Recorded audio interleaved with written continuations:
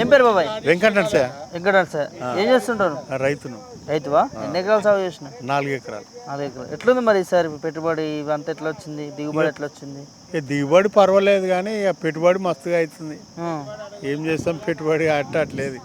అక్కడ కూలీలను బతికించుడు, ఇక్కడ మందులను బతికించుడు, చేనుకు రోగాలు వచ్చుడు. ఎట్లుంది ఈసారి వడ్ల రేటు ఎట్లుంది మరి? ఇక గదే రేటు ఏ గ్రేడ్ అని ఫస్ట్ అన్నారు. ఇప్పుడు లాస్ట్కి వచ్చే వరకు సగం అయినాక బి గ్రేడ్ అంటారు. మీ ఇష్టం ఉంటే మిల్లర్ దగ్గరికి పోయి అడుగురి, అలా మేడాన్ని అడిగితే మిల్లర్ దగ్గరికి పోయి అడుగుని సార్, లేకపోతే ఫోన్ కల్పిస్తాం మాట్లాడురు అంటారు. మేము ఆడవడో ముఖం తెలియదు. ఇప్పుడు మీరు వచ్చారు, మీతో మాట్లాడగలుగుతున్నాం. వాటితో ఏమని మాట్లాడతాం? అదే తడిసిన పచ్చి ధాన్యం కూడా కొంటా అన్నది ప్రభుత్వం. ఇక మాది నాన్నలేదు, ఏ గ్రేడ్ బి గ్రేడే కొంటలేదా? మా ఈ నాన్నకు ముందే బి గ్రేడ్ వేసింది ఆమె. ఇక మరి మేము ఏం చేస్తాం? ఏ గ్రేడ్ అని ఫస్ట్ ఎత్తిరు, మళ్ళీ ఇప్పుడు బి గ్రేడ్ తీసుకుంటారు. చేసినా అని చెప్తున్నాడు కానీ 5 పథకాలు అమలు చేసినాం, గ్యాస్ ఇచ్చినాం, కరెంట్ ఇచ్చినాం, ఫ్రీ కరెంట్ ఇచ్చినాం, ఫ్రీ బస్ ఇచ్చినాం, మహిళలకు 2500 ఇచ్చినాం. 2500 ఏమో ఎవరికి, మాకు కూడా మహిళలు ఉండరు కానీ ఎవరు చెప్తలేరు. మీ మహిళలకు రాలేదా ఇంట్లో? రాలే. రాహుల్ గాంధీ చెప్తున్నాడు 2500 ఇచ్చినామని చెప్పి. ఈ చేస్తా అన్నాడు కానీ చేయలేదు సార్. చేయలేదు. ఏం పేరు? నా పేరు దశరథ. ఎక్కడి నుంచి? భువనగిరి నుంచి. భువనగిరా?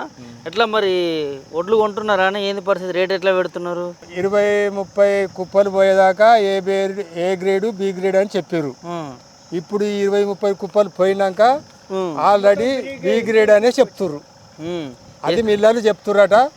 ఆ మిల్లర్లు మేము అట్లా అయితేనే దించుకుంటాం, లేకపోతే దించుకోము, ఏమన్నా నమ్ముకోని అని చెప్తుర్రు. అంటే మిల్లర్ల డిమాండ్ పెడతా ఉన్నారా మీ పైన? మిల్లర్ల డిమాండ్ అన్నట్టు ఆఫీసర్లు మేము అడిగితే పోయి మీరు మిల్లర్లను అడుక్కోరు అని చెప్తున్నారు మమ్మల్ని.